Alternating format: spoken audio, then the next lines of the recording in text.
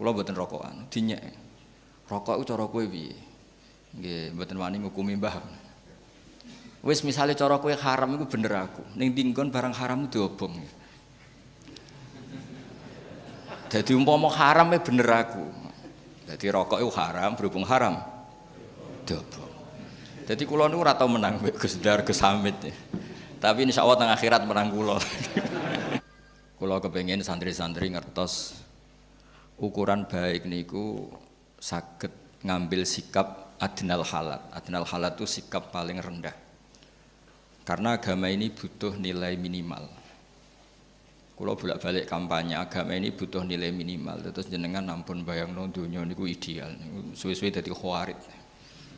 Khawarid itu bayangno donya iku ideal sampai Nabi mau digugat. Terus lane kiai-kiai yo do saenake dhewe ono sing rokokan, wau Gus Samit nggih. Mbek kula teng Gus Dar men rokokan mawon. Niku nggih kula dalil yo ora tau menang. Kula Mbah Nafek niku rokokan terus. Kula mboten rokokan, dinyek. Rokok iku cara kowe piye? Nggih, mboten wani ngukumi mbah. Wis misale cara kowe haram iku bener aku. Ning dinggon barang haram diobong. Dadi umpama haram bener aku. Dadi rokok itu haram, berhubung haram diobong. Dadi kula niku ora tau menang Gus Dar Gus Hamid. Tapi insyaallah teng akhirat menang kula. Maksudnya menang kula niku piye-piye niku jenenge ra rokok kan gak ono hisabe. Nek rokok ahli hisab. Niki kula nggih kalian Gus Najib nggih mesti guyon. Kula niku pancen umume kiai seneng guyon. Mergo mun ngempete mun kataan. Kadang wayah rawani, kadang apa-apa rawani, hiburane yo guyon. Wau Gus Dar nggih ngeluh ngoten, Mbah Munawir nak tawaf iku saged khatam Quran, Gus. Tapi hiburane garwane kathah. Lah kula niki mboten. Terus niki keluarga standar nggih karena riyen Mbah Munawir ngaos Mbah Soleh Darat. Mbah Soleh Darat niku nate ngaos buyut kula ke-8 namine Mbah Soleh Asnawi Sepuh. Niku buyut kula ke-8 apa pinten. Mbah kula kandung namanya Fatimah, gada ibu Sofia, Hafsah, Maksum, Soleh. Terus niki dzurriyatam ba'duha napa? Mimba.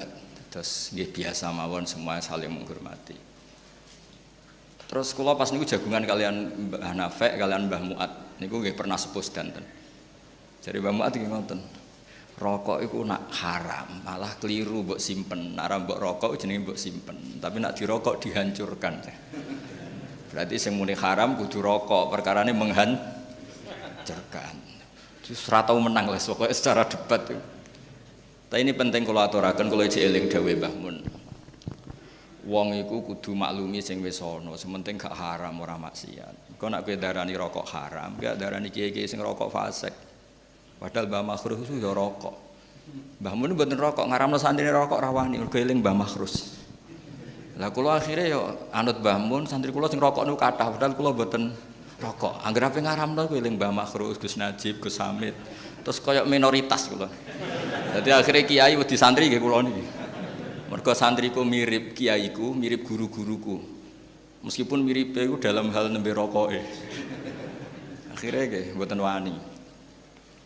Kula namung badhe crita nggih. Kula suwun dzurriyyah saking Mbah Munawir niku gadah watak asobiyah. Asobiyah niku yang positif tapi tentu yang positif.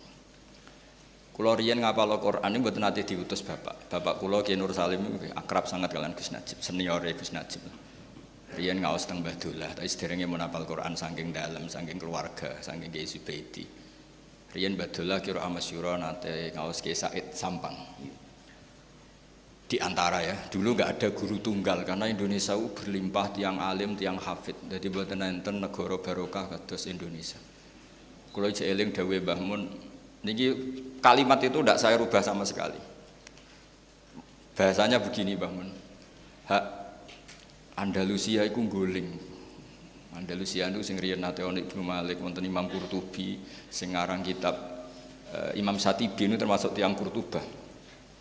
Sing nadzomaken qiraah napa sab'ah nggih Khirzul Amani sing dipakai Mbah Munawir mau sab'ah niku berdasar kitab Khirzul Amani terkenal Nazmus Syatibiyah sing terus diringkas Kiai Arwani dados Faidul Barokat kesi niku dawuh Mbah Mun niku kula eling kalimat niku Pangeran gak terima nak sing maca tasbih kurang, mulane gawe Demak Bintoro.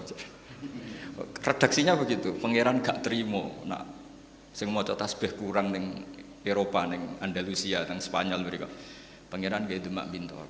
Jadi lan jelas sakniki niku kesampaian. Riyen ketika Andalusia niku kathah tiyang alim, niku nggih do sanget ngarang kitab. Wong roh kabeh wonten Ibnu Malik ngarang Alfiyah. Wonten Imam Syatibi ngarang nadzuman apa qiraah sab'ah. Begitu luar biasa cara nazumkan sampai jadi keramat niku ditawafno 1000 kali kitab Syatibi. Terus ditiru Mbah Munawir tawaf sak khataman. Terus ditiru putune mau cerita tok dereng lampahi. Tapi iki lumayan purun cerita. Niki mboten gojlok Gus Dar lah kula mau digojlok mboten saged males. Tapi kula akrab lah, kula hormat betul sama beliau. Tapi ini kula cerita, tadi ciri utama agama niku saling diwaris. Riyen bapak kula mboten nate ngenten kula hafal Quran, tapi ngendikane mung ngeten tok. Hak kena hafal Quran iku mateni obor. Sebenarnya anak merapal luwih duwe alasan. Wong bapakku ora apal. Dadi angger bapake alim, anake alim, putune alim ku gampang, anake ku tertekan terus lah, kan gak ada alasan. Tenak bapak ya alim, anake maklaran, wis enak lah, putu ini ku men kepenak lah. Mergo pas bapak wis maklaran. Jadi sanad itu harus kita jaga. Ngene kula seneng zuriyah Kiai Munawir itu sing beto Quran. Meskipun beto Quran bentuknya enggak harus hafal ya. Wonten sing khidmah binati yang sing macam-macam. Riyen nggih teng dunia Gus wonten Gus Me, wonten Gus Nasi, wonten ya banyak lah Gus-gus yang binati yang macam-macam. Teng politik riyen Gus Wahid nggih politik, Gus Dur nggih Mbah Mun piyambak gadah putra Gus Yasin. Yang penting niku gadah mental bina napa masyarakat. Wasiat yang sering diulang-ulang oleh Mbah kula niku suatu saat ini yang diceritakan Imam Ghazali, suatu saat ada abid zahid alim. Karena kumpul wong mangkel sering kecewa terus uzlah teng dhuwur gunung. Swiridan suwenak ra kumpul wong nak ribet. Kula niku mulane terkenal alim asline nggih risi tapi nggih seneng. Senenge niku sing hasud ben kompetisi. Dadi sing seneng ben niru, sing hasud ben kompetisi, mboten kok hasud mung gremeng tok mboten terus kompetisi. Kepengin ngalahno kula terus sinau Wahab, sinau Majmu' kan terus ngeluh ya, Mbak. Tapi ini cerita ya. Ini ceritane keluarga kula. Si alim ini terus uzlah teng dhuwur gunung. Cara sakniki mungkin teng Merapi. Terus diparani kalian wali sing pun senior, wali sing pun tetek cara di kiai wis tetek. Diwaca kan waca Quran. Cek ayat iki waca. Di antara ayat itu ada terusan kalimat wa udzu fisabili. Jadi syaratnya dadi kiai ku ya rada wa udzu fisabili. Disakiti dalam jalanku. Nah kowe uzlah ya ora ono sing mbuli. Dadi enak tengok-tengok awor macan, awor kethek, ya ora ono sing ngenyek. Dadi kowe ora nglakoni wa udzu napa? Fisabili. Itu masih agak balelo lah, masih gak nurut sama gurunya. Tapi ketika ada wali lagi yang lebih senior bilang, kamu kesini itu berarti tarok tu ummata Muhammadin sallallahu alaihi wasallam fi aidil mubtadi'ah. Jika kamu tidak mau memimpin dengan madzhab ahli sunnah wal jamaah dan kamu menghindari, artinya kamu membiarkan umat dipimpin kelompok yang lain. Dan isu bisa mubtadi'ah, bisa kafirah, bisa mudillah, bisa mukhtari'ah apa saja. Jadi dianggap keluar dari arena itu adalah membiarkan umatnya Nabi dipimpin orang-orang yang tidak ahli sunnah wal jamaah. Sehingga orang-orang alim dulu Mbah Munawir itu Indonesia belum merdeka. Tapi beliau yatasodda li ta'limil qira'ati sab'i. Beliau siap tahayyuk mengajarkan qira'ah napa? Sab'ah. Padahal wong bakasane cek mangan. Wong cek kelaparan. Begitu juga Bali Maksum, sedanten Mbah Abdul Qadir, sedanten Mbah Zainab mengajarkan ilmu. Karena sekali ini enggak kita ajarkan, mereka punya kebahagiaan yang lain. Kulo mboten sombong, anak kulo pertama sholat, kulo suwenenge peng. Karena di luaran sana untuk seneng ngenteni duwe-duwe di pangkat. Anak kulo anggere pindah jos, wis ngerti nak bapake seneng mesti njaluk duwe. Anak kulo sing umur 7 tahun. Akhirnya kulo sukani terus. Gara-gara kulo niku kuwatir nak senenge piyambake terganggu. Jadi piyambake niku sumpun jenenge mundak jos niku sumpun. Dan itu kita jaga. Mulane riyen-riyen mulai riyen nek khataman yo mayoran. Ben nate seneng khatam. Senajan to khatame kadang nggih mboten karu-karuan. Pokoknya khatam aja dites lah intinya itu. Tapi ben seneng. Karena seneng terhadap kebaikan itu perlawanan terhadap seneng kepada kemungkaran. Qul bi fadlillah wa bi rahmati fa bidzalika falyafrahu. Wong kudu seneng mek kebaikan. Karena itu bentuk perlawanan terhadap seneng harus lewat jalur napa maksiat. Kalau ada kitab Kasifatus Saja karangan Imam Nawawi, ada beberapa kitab termasuk karangannya Al-Mundhiri, At-Targhib wa Tarhib. Itu tentang dokumen Suhufi Ibrahim, itu wasiat terbesar itu wa alal akil kada wa kada, diantaranya itu wa ladzatun fi ghairi muharramin. Ada yang redaksi wal tidzadzun fi ghairi muharramin. Cara melawan setan diantaranya kamu harus menikmati sesuatu yang tidak haram. Hidup di kota, di Kerapiak itu kan berat. Di kota apa saja ada. Tapi santri-santri sewenang, iso setor gak meluntir ngono sewenang. Utawa meluntir pas kiai ini rodok sare ngono sewenang. Selamat maksudnya seneng. Kok sewenang, keliru-keliru sithik ra konangan niku lho. Sewenang. Khataman kok urune 3 juta, matur wong tuane 5 juta, sewenang. Soale rodok badan-badani sewenang. Niku didukung oleh agama, sing penting mboten haram. Lah nek sampean takok, bodoni wong tua kok halal Gus, kok halal? Wong tuane rido. Jadi halal iku terlambat. Dadi kok bodoni haram, bareng ngerti wong tuane rido. Halal. Nek ora rido ya kebangetan. Duit digo anake kok gak rido, wong tua model apa kan. Terus jadi agama ini juga harus dikawal dengan adnal halal. Sehingga ya harus ada orang yang sholatnya cepat. Bukan karena kita mensyariatkan sholat cepat. Kalau semua orang itu sholat sempurna, akan dikira syarat sahnya harus seperti itu. Tapi harus ada adnal halal, sikap paling rendah, supaya orang tahu batas minimal. Sehingga ya sudah, tumakninahnya sujud itu biqadri subhanallah, tumakninahnya rukuk biqadri subhanallah piye, pokoknya subhanallah. Nanti makmume bingung saking napa cepete. Tapi punya efek positif, setan yo bingung apa godo jebule wis bar. Ibnu Abbas itu nak sholat cepat. Niku ditakoki, "Limada, kenapa kamu cepat?" Jare, "Ubadiru wasa isa syaiton." Jadi setan cek toto-toto aku sholatnya wis bar. Tapi ini enggak bisa ditiru lho, niki cerita mawon maksudnya niki cerita. Sampeyan ra cocok nggih monggo, cocok nggih ampun lakoni niki wong. Karena kula nu nggih khusuk nak salat aja terus ngebayangno Gus nak salat cepet mboten, kula nak salat nggih khusuk. Setidaknya ukuran saya sendiri. Kula ini cerita, terus kula wau mengkonfirmasi berkali-kali wingi sing lepas Gus Najib, Kiai Najib niku Gus Hilmi dan dipersaksikan di depan orang banyak, ya tentu waris-warisnya bertanggung jawab semua termasuk Gus Hamid, Gus Masudi dan semuanya. Kula tak cerita sekedap, itu tradisi leluhur. Orang Jawa itu kalau mau nikah setengah bulan maupun 1 bulan, kok keluarganya bapaknya meninggal itu kan diakadkan di depan jenazah. Itu dulu Rasulullah SAW ketika intaqala ila rafiqil a'la, bahasa halusnya meninggal untuk Nabi itu nama intaqala ila rafiqil a'la. Sudah pindah ke alam ar-rafiqil a'la. Itu pemaknaan ar-rafiqil a'la itu kita tidak pernah tahu, tapi sudah Nabi masyhur. Di antara kalimat yang terakhir beliau lafadzkan adalah Allahumma ar-rafiqal a'la. Kemudian Sayyidah Aisyah ngendikan, "Idzan la yakhtaruna." Kalau begitu Nabi enggak milih kita, tapi milih ar-rafiqal a'la. Ya kira-kira maknanya itu apa ya? Ya pokoknya begitu, alamnya Allah taala sana di. Itu Nabi saya hitung, pernah tak hitung, wafat sekitar jam 10 siang hari Senin. Itu dimakamkan malam Rebu. Kalau kita menghitung itu berarti Senin, Selasa, Rebu. Tapi itu hitungan yang keliru. Kenapa keliru? Karena dengan menghitung seperti itu seakan-akan Nabi itu nyuwun sewu sahabat itu tidak melakukan syariatnya Rasulullah SAW, yaitu asri'u bil janazah. Janazah harus dipercepat. Tapi sahabat itu ngadepi sesuatu yang luar biasa. Yaitu siapa pengganti Rasulullah? Rasulullah itu andaikan diganti Nabi Ibrahim saja itu masih kurang karena beliau Sayyidul Anbiya. Diganti Nabi Musa pun masih kurang karena Nabi ini ketua Sayyidul Anbiya. Apalagi nyuwun sewu trimo diganti seorang sahabat. Itu tidak gampang.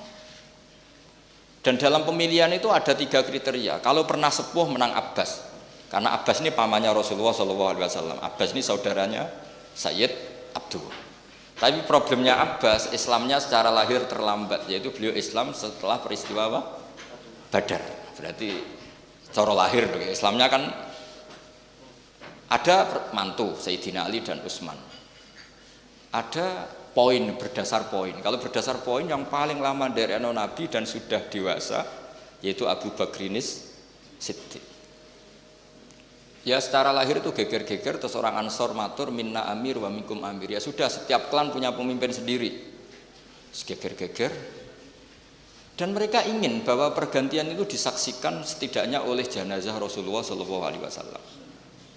Akhirnya rembuk-rembukan terus Sayyidina Umar ini ketika ada rapat beliau datang, siapa di antara kalian yang siap memimpin komunitas masyarakat? Wa fihim Abu Bakar. Yang di antara yang kalian pimpin itu ada yang bernama Abu Bakrin Siddiq. Mereka bilang ma'adzallah, kita tidak mungkin melakukan itu, memimpin orang yang bernama Abu Bakar. Ya sudah, kalau kamu nggak mau dipimpin Abu Bakar ya harus mau beliau yang jadi pemimpin. Dan dulu orang masih waras sewaras-warasnya. Betul itu. Ukurannya itu unik. Kalau orang sekarang pasti menolak. Inna Rasulullah sallallahu alaihi wasallam radhiyalahu lidinina. Fanardo li amri dunyana. Ini Abu Bakar ketika Rasulullah masih sugeng disuruh mimpin sholat. Sholat itu luar biasa dan ibadah terbaik. Itu saja disuruh memimpin Abu Bakar. Apa meneh terima urusan dunia. Kalau ukuran itu dipakai sekarang mesti nggak mau semua. Iso wae sholatnya khusyuk tapi ora rohan, mesti kemana-mana lah. Tapi kalau dulu itu dipakai ukuran. Rasulullah itu ridho Abu Bakar menjadi pemimpin sholat. Dan sholat kayak apa? Posisinya dalam Islam imaduddin.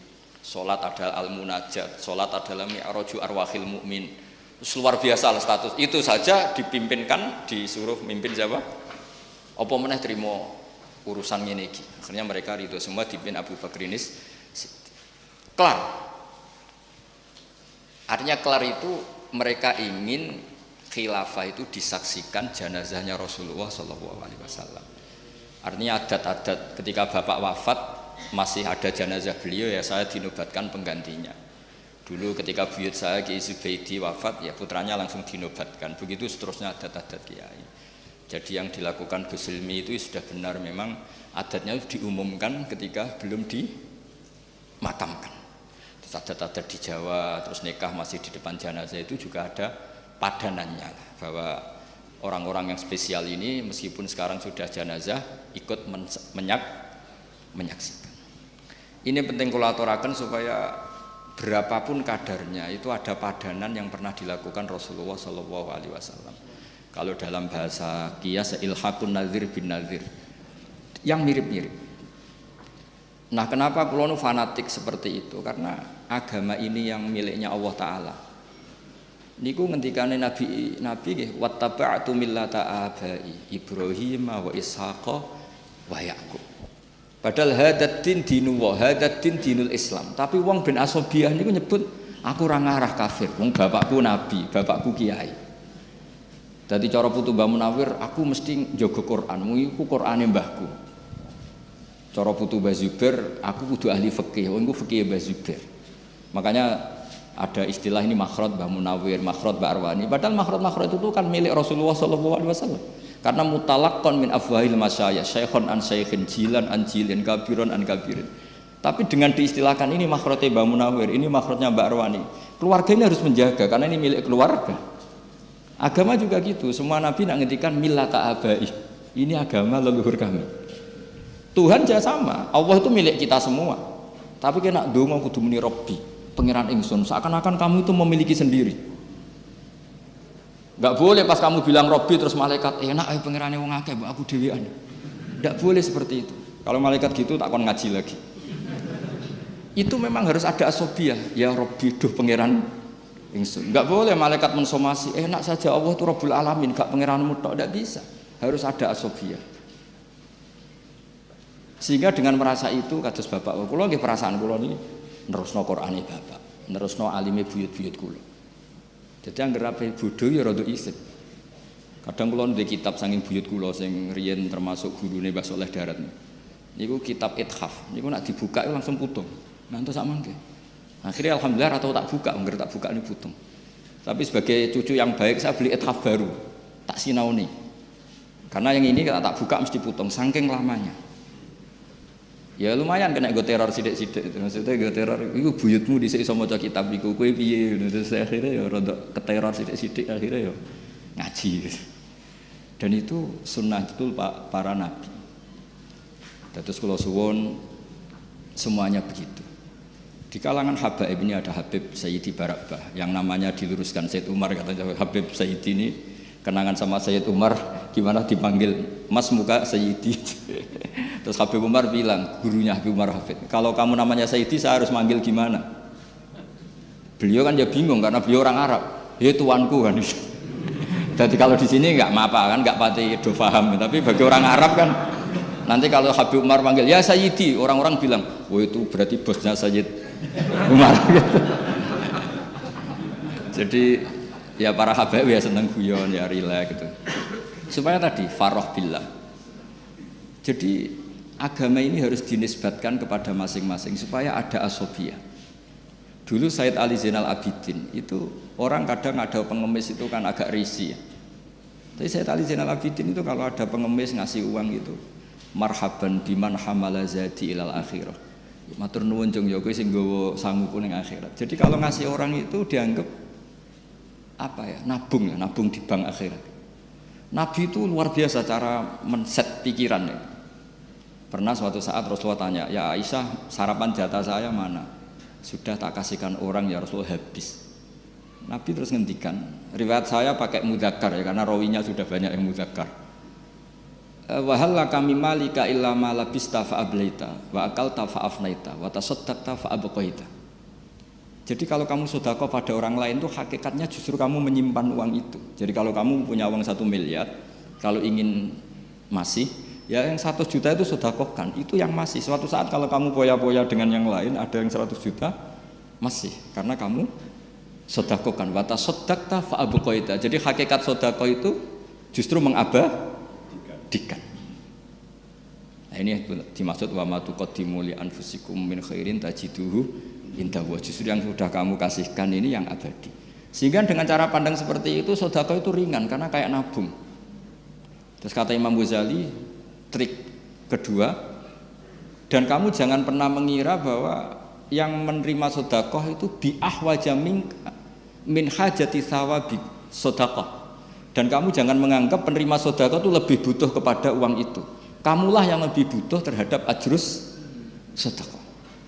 Sehingga ketika kita memberi orang itu merasa kita ini utang jasa, karena dengan ada yang terima sedekah kita ditulis sebagai mutasaddiq, dan gara-gara itu kita nanti diberi pahala orang yang sedekah. Jadi makanya orang Jawa itu luar biasa kalau sedekah itu, tolong beb niki jenengan terima, tolong yai niki jenengan terima. Orang Jawa itu luar biasa didikan guru-guru kita. Kalau ngasih orang itu nak diterima itu matur nuwunnya bukan. Lah itu didikan yang diikhya. Jadi is matur nuwun kula tulung niki ditampi karena dia butuh sekali terhadap ajrus sedekah atau ajrul hadiah atau apalah. Nah, dengan seperti itu kita kemungkinan itu la tubtilu shadaqatikum bil mani wal adha itu kecil. Bagaimana kita ngundat-ngundat wong kita yang untung. Nah, makanya tadi saya punya saran, orang itu harus asobiah, tapi asobiah yang baik. Karena kadang Quran juga ngajari seperti itu, man amila sholihan fali nafsih. Ketika saya sedekah 1 juta diterima orang itu, hakikatnya kan saya membela diri saya sendiri, kan tidak ada hubungannya dengan orang itu kan. Yang untung kan, tapi kan orang itu bisa jajan, bisa macam-macam, ya itu urusannya dia. Tapi saya beruntung karena dapat sawabus sedekah. Makanya Quran cara ngajari itu, semua orang itu kan rata-rata egois kan, mikir dirinya sendiri. Quran mengapresiasi itu. Man amila sholihan fali nafsi. In ahsantum li anfusikum wa in asatum fala. Saya ini kan termasuk kiai sering mulang dan kadang yo kesel mulang. Tapi yang greling, wah rak kenaan santriku tak ulang ilmu, ora sinau sing sinau aku cek kon mulang. Kadang-kadang yo mangkel. Kene sing sinau kangelan terus kono karek tampa mateng. Kadang yo didadekno buku didol macam-macam. Kadang-kadang ya rodok mangkel kadang-kadang. Tapi yang greling, ikhlas juga jarane gede wis ikhlas wae lah. Jadi Quran itu ngendikan itu gampang sekali. Supaya kamu gampang ikhlas itu man amila sholihan fali nafsi, sudahlah kalau kamu ngamal kebaikan sebetulnya yang untung itu diri kamu bukan orang. Jadi ego itu penting. Ya barokahnya diistilahkan makhraj Mbah Munawir, zuriyahnya makhrajnya bagus-bagus.